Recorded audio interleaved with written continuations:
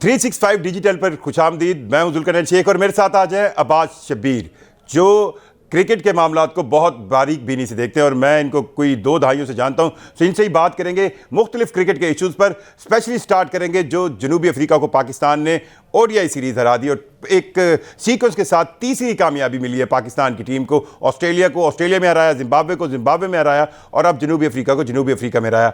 इस कामयाबी को अब्बास भाई कैसे देख रहे हैं आप कि पाकिस्तान टीम ओडीआई फॉर्मेट में बिल्कुल तगड़ी है? देखें, ऑस्ट्रेलिया की सी टीम को हमने हराया, जिम्बाब्वे की टीम 10वें 11वें नंबर पर है, हमने उसको हराया और उसके बाद साउथ अफ्रीका को हमने हराया। आप साउथ अफ्रीका को हराने का क्रेडिट यंगस्टर्स को दें, साइम अयूब को दें, आप बिल्कुल बाबर आजम और रिजवान को इसका क्रेडिट ना दें, क्योंकि इनका बाबर और रिजवान का आप स्टैट्स देख लें, बल्कि पिछले 21 मैचेस आप बाबर के देख लें तो 50 उन्होंने नहीं की थी, कल उन्होंने 22वें मैच में जाकर 50 स्कोर की।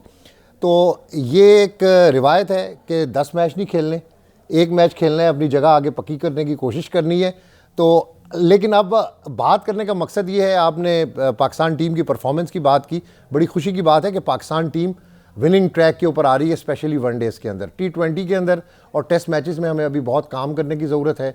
हमारा फिटनेस लेवल, हमारा जो पैशन है, हमारा जो मेंटल एटीट्यूड है, मेंटल फिटनेस जिसको हम बार बार कहते हैं, वो अप टू द मार्क नहीं है। अगर हम अपने नेबरहुड कंट्रीज़ में क्रिकेट नेशंस की बात करें, स्पेशली अफ़गानिस्तान, बांग्लादेश, जिसका कंपैरिजन आजकल हमारे साथ हो रहा है, साथ साथ T20 का अगर आप देखें तो T20 में हम 7वें नंबर पर रहे। सबसे ज़्यादा डिफीट्स T20 के अंदर इस साल में पाकिस्तान के हिस्से में आई। मालदीव, मलेशिया, इन टीमों के कंपैरिजन के अंदर हम आए, तो ये कोई अच्छा साइन नहीं है। ठीक है, साउथ अफ्रीका के ख़िलाफ़ हमने कमबैक किया है, we are on a good track, लेकिन हमें कंसिस्टेंसी चाहिए। ये 2 मैचेस या एक मैच जीतने के बाद हमें खुशी नहीं मनानी चाहिए। यही हमारा सबसे बड़ा अलमिया है और सबसे बड़ा हमारा मैं कहता हूँ कि जो नुकसान है कि हम एक प्लेयर को एक मैच के बाद जुल्करनैन भाई इतना हीरो बना देते हैं कि उसके बाद फिर हम उसकी परफॉर्मेंस का इंतज़ार करते रहते हैं। तो इसलिए अब बाबर आजम भी सब्जेक्ट हो गया है, पास्ट होता जा रहा है साथ साथ। ठीक है, बड़ा लेजेंड क्रिकेटर है, उसके बड़े इंडिविजुअल रिकॉर्ड्स हैं, लेकिन टीम का कितने मैचेस में और कितनी सीरीज़ में उसने विनिंग बैट कैरी किया है, इसके ऊपर डिबेट करना बहुत ज़रूरी है। तनकीद हम बिल्कुल करते हैं और हम स्टैट्स के ऊपर तनकीद करते हैं। रिजवान T20 का तो बिल्कुल भी वो प्लेयर नहीं है। ठीक है, वनडे में टीम को वो चला रहा है, उसके ऊपर नई जिम्मेदारी है, बट अब हमें यंगस्टर्स के ऊपर ज़्यादा जोर देना पड़ेगा। नए यंगस्टर्स को हमारा बेंच स्ट्रॉन्ग करना पड़ेगा। और मैं फिर बार बार ये बात करता हूँ, बहुत से लोगों को ये बात बहुत चुभती है, सिफारशी कल्चर बहुत ज़्यादा है, मेरिट पाकिस्तान के अंदर नहीं है, टीम सिलेक्शन के अंदर बड़े प्रॉब्लम्स हैं, जिसकी वजह से हमारी क्रिकेट यहाँ पर पहुँच गई है। चलें, ये तो मैं बिल्कुल आपकी सारी बातों से एग्री करता हूँ कि हमें बहुत काम करना है।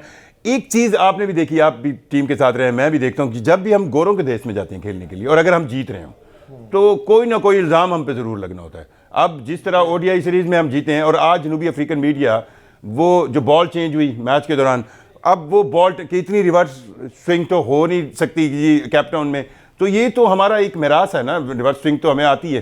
तो ये क्यों वहाँ पर मीडिया में ऐसी बातें शुरू हो जाती हैं जब भी पाकिस्तान की परफॉर्मेंस अच्छी होती है? और अब जनूबी अफ्रीका में भी यही बॉल टेम्परिंग की कहानी फिर शुरू होगी। आपको ये इतना डिस्क्रिमिनेटेड क्यों हमारे साथ रहते हैं ये वेस्ट क्रिकेट? देखें, ऑस्ट्रेलिया, इंग्लैंड और साउथ अफ्रीका, 3 मुल्कों का मीडिया सिर्फ और सिर्फ, अगर पाकिस्तान भी वो किसी दौरे के ऊपर अपनी टीम के साथ आता है तो वो साइड स्टोरीज़ का इंतज़ार कर रहा होता है। साइड स्टोरी से क्या मुराद है? ऐसी कंट्रोवर्शियल स्टोरीज़ जिसको वो बेस बनाकर हाईलाइट कर सकें अपने मीडिया आउटलेट्स के ऊपर।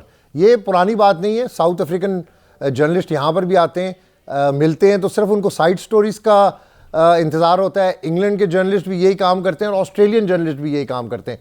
और कंट्रोवर्सी जहाँ भी हम जाते हैं, जहाँ पे हम अच्छा परफॉर्म करना शुरू करते हैं, जहाँ पर गोरों को हमारे से डर लगना शुरू हो जाता है, तो वहाँ का मीडिया ऐसी कोई ना कोई कहानी बनाने की कोशिश करता है कि हमारे प्लेयर्स की जो कॉन्सेंट्रेशन है उसको डिटैक किया जाए, उनको उस विनिंग ट्रैक से दोबारा लूजिंग ट्रैक के ऊपर खड़ा किया जाए। ये एक नॉर्मल चीज़ है, ये एक मीडिया टैक्टिक्स हैं, ये हर तरफ ये होती है। शायद पाकिस्तानी जर्नलिस्ट ऐसा नहीं करते, इंडियन जर्नलिस्ट भी ऐसा करने की कोशिश करते हैं। मैंने 2023 वर्ल्ड कप में इंडिया में देखा कि इंडियन जर्नलिस्ट हमारे प्लेयर्स की इंजरीज, हमारे प्लेयर्स की होटल एक्टिविटीज़, इन चीज़ों के ऊपर उनका बहुत फोकस होता था। वो हमारे से बार बार पूछते, क्योंकि हम टीम होटल तक हमारी अप्रोच थी, हम जाते थे, हम मिलते थे, तो उनकी कोशिश होती थी कि उनसे ऐसी कोई चीज़ हासिल की जाए, यानी हमसे, जिसमें कोई ऐसी कंट्रोवर्सी क्रिएट हो और वो इस चीज़ को कोई बड़ा करके बता सके।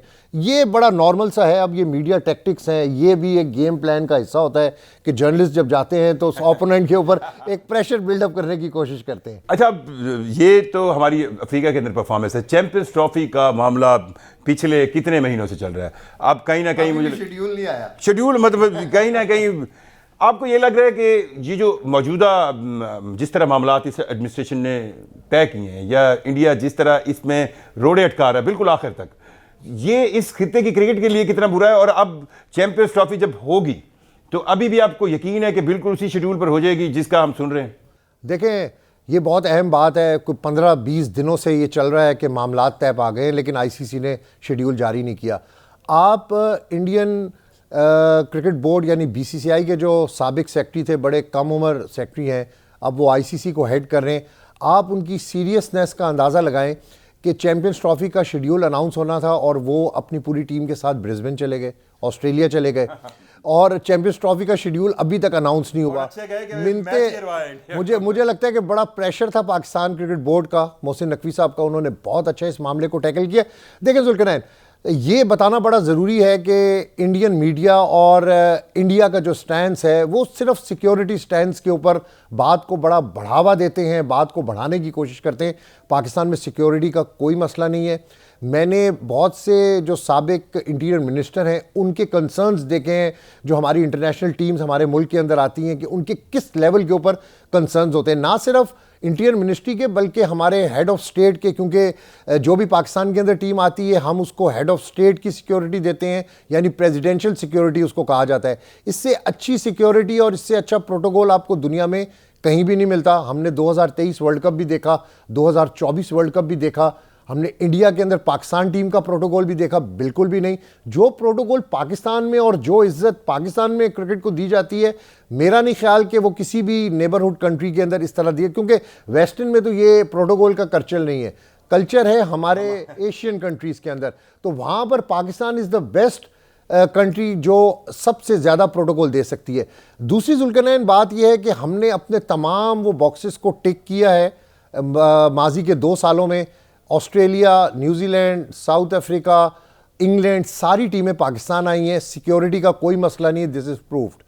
अब सिक्योरिटी का बहाना बनाकर इंडिया का चैंपियंस ट्रॉफी से भागना पाकिस्तान क्रिकेट के लिए तो कोई नुकसान नहीं है, लेकिन इंटरनेशनल क्रिकेट के लिए आप देखेंगे पूरी चैंपियंस ट्रॉफी का रेवेन्यू एक जगह पर, इंडिया पाकिस्तान मैच का रेवेन्यू एक जगह पर। अब इंडिया, चले रेवेन्यू को भी छोड़ दें, इंडिया कहता है कि जी हमें रेवेन्यू की ज़रूरत नहीं है। फैंस पूरी दुनिया में जो है वो इंडिया पाकिस्तान का मुकाबला देखना चाहते हैं।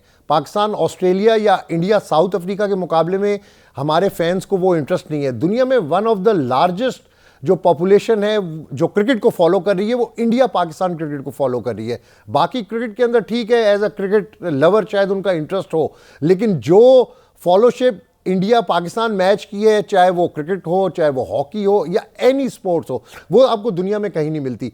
तो ये बात जो सिक्योरिटी कंसर्न की जाती है, इसको तो हम बिल्कुल रिजेक्ट करते हैं। पाकिस्तान में ऐसा कोई मसला नहीं है और ये हमने प्रूव कर दिया है।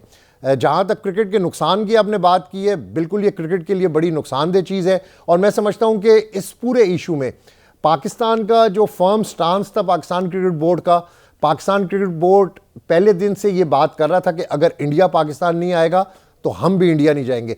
इससे पहले हमने 3 बार इंडिया को आजमाया। 2012, 2013 में हमने इंडिया को आजमाया, उनके लॉलीपॉप के अंदर हम आए, इन्होंने कहा कि हम आएंगे। 2016 में हमने इंडिया को दोबारा से आजमाया, हमने सब्र किया। 2023 वर्ल्ड कप में अभी तक मुझे याद है कि अहमदाबाद में ज़का अशरफ साहब की और जय शाह की मुलाकात हुई थी और उसमें काफ़ी अंडरस्टैंडिंग बिल्डअप हो रही थी, क्योंकि उस वक्त हम इंडिया चले गए थे। ये इंडिया का वादा था। एशिया कप के अंदर भी इंडिया ने हमें डिच किया और अब दोबारा से 2025 की जो चैंपियंस ट्रॉफी है, इसमें हमारा राइट है, हम होस्ट कंट्री हैं।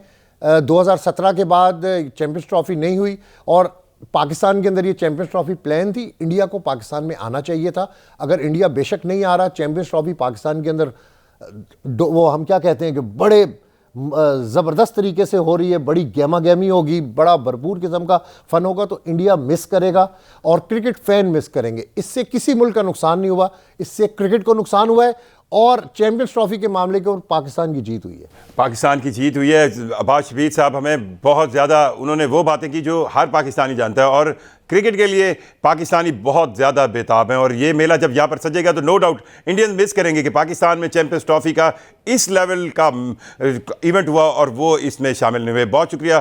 फिर अब्बास शबीर साहब आपका भी बहुत शुक्रिया। फिर किसी क्रिकेटिंग टॉक के साथ दोबारा हाजिर होंगे। इजाज़त दीजिए। अल्लाह हाफ़िज़।